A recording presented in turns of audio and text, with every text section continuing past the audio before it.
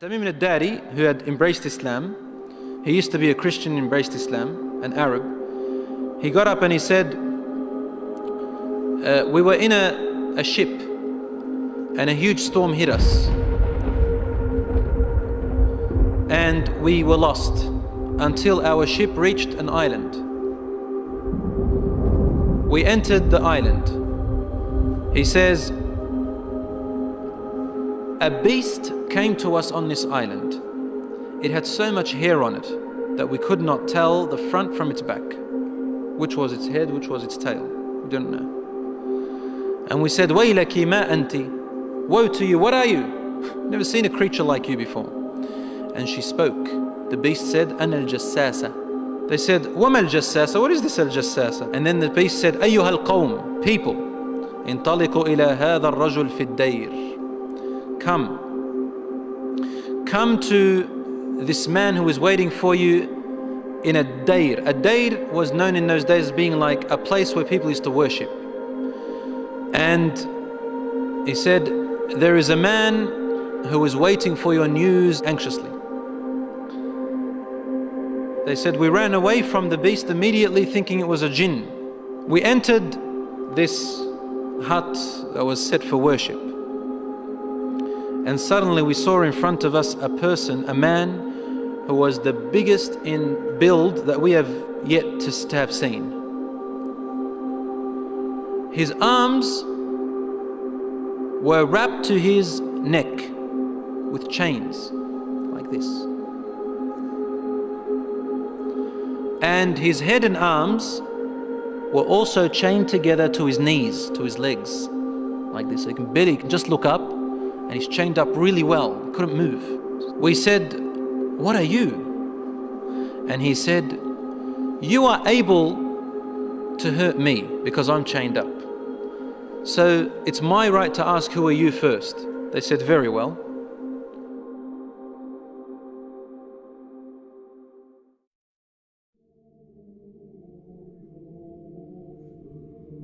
We are people from the Arabs. We set sail in our ship and a storm hit us until we became lost and landed on this island. We came to this island and we found this beast that came to us that had so much hair on it, and it led us to you. They said we got afraid of this man and we didn't feel safe around him. However, the man said to us, tell me about the palm trees of Baysan. Baysan is a city in Jordan. He wanted to know whether there were palm trees planted in there a lot. We said, what do you exactly want to know about Baysan in Jordan? He said, I ask you, are there more palm trees and have they be filled with dates or not yet? They said, yes, it is full of palm trees and full of dates. More than many other places in what we know. He said, soon its palm trees and dates will become scarce. Will no longer give fruits. Today, really, in Jordan, dates are scarce now. It used to be in history, abundance. Now listen. He said, now explain to me about Buhayra al-Tabariyya. You know what Tabariyya is? Which ocean, which sea that is? Okay, the Tabariyya Sea. It's also close to Asham. They said, what do you want to know about it? He said, does it have water in it? They said, yes, there's lots of water. He said, soon its water is going to go away. It's not going to exist anymore. And truly today, the water has gone drier than before. Then he asked them, he said, tell me about Zaghar fountain. Zaghar fountain, probably about 3 days journey if you wanted to walk away from Jerusalem, Bayt al-Maqdis, that's where that fountain is. So basically in what we call Israel today. They said, what do you want to know about this fountain? He said, well, is there a large fountain and do people plant a lot of vegetation around it and it gives a lot of water yet? They said, yes, it's got a lot of water and its people plant a lot. Tell me about a prophet who is ummi, who is illiterate, cannot read or write. What has he done? They said he has come out in Mecca and now he lives in Yathrib, in Medina. He asked them, have his people fought him? They said yes. He said, what did he do? They said he was driven out by his own people. But he went to another Arab, the Yathrib people and those who embraced Islam with him, and they obeyed him. This man said to them, really? Has that really happened? They said yes. He said, أَمَا إِنَّ ذَاكَ خَيْرٌ لَهُمْ أَن يُطِيعُوهُ. He said, behold, it is better for those people who obey him to keep on obeying him. He's actually supporting the Prophet ﷺ. وَإِنِّي مُخْبِرُكُمْ عَنِّي. Now I'm going to tell you about myself. إِنِّي أَنَا الْمَسِيحِ. I am Christ. Isa alayhi salam. وَإِنِّي أُوشَكُ أَنْ يُؤْذَنَ لِي فِي الْخُرُوجِ فَأَخْرُجْ. He said, now very soon, based on the signs you've showed me, I'm going to be given permission to leave and I'm going to come out. فَأَسِيرُ فِي الْأَرْضِ. I will walk throughout the land. فَلَا أَدَعْ قَرْيَةً إِلَّا هَبَطْتُهَا فِي 40 لَيْلَةً. He said, there wouldn't be a village or a city or a place on earth except that I would have reached it, all in 40 days. The whole world in 40 days.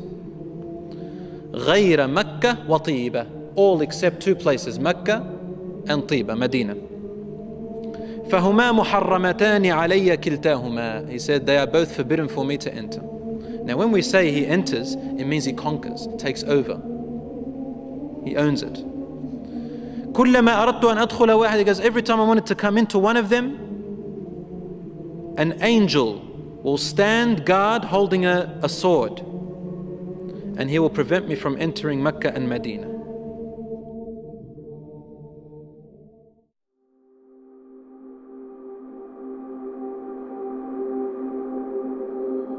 Rasul sallallahu alayhi wa sallam started grabbing his stick and sort of, he put it close to his hip, sallallahu alayhi wa sallam. And then he began to bang, to hit the ground with it, like this. But he was sort of tense, sallallahu alayhi wa sallam. Something very important. He was really tense about it. And he hit the floor and he said, أَلَا هَذِهِ طِيبَةٌ. Behold everyone, this is Tiba. Meaning he's pointing, this is Medina. He's in Medina, he's saying, this is Tiba, which you are in right now. He said, didn't I tell you that this man will come out and not be able to enter this land? They said, yes, Ya Rasulullah, because he had told them a lot about it before. He said, the hadith of Tamim al-Dari wallahi amazed me as he told me about him. Because it's the same as what I used to tell you about Mecca and Medina. Behold, Dajjal is somewhere near the oceans, on an island somewhere towards the east of Medina. Somewhere there, he said, in one of those oceans. Min qibal al-mashriq ma hu, towards the east somewhere. So even the Prophet ﷺ doesn't know exactly where he is, but in that direction. So he's close to the Middle East at the moment. So Allahu A'lam, Dajjal will first arise in Asham, in the Middle East area. Which gives a lot of, sense that the Jews will be the first to follow him because they are waiting for their Messiah to come. They don't believe that Isa alayhi salam was it. And they don't want to accept Muhammad sallallahu alayhi wa sallam. So they'll be the first to follow Dajjal. They say he is the real Isa.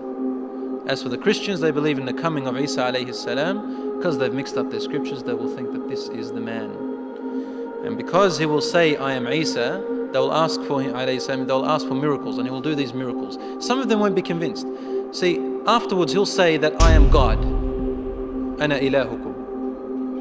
And then they'll say, what proof do you have? He said, only God can raise the dead. He said, okay, what if I raise your parents from the dead? They said, yes, we'll believe your God. So he will be able to get the jinns, the shayateen, to work for him, and he will raise them to become, to look like their parents, and they will speak to them. And so the people, non-Muslim people and the weak Muslims will follow him.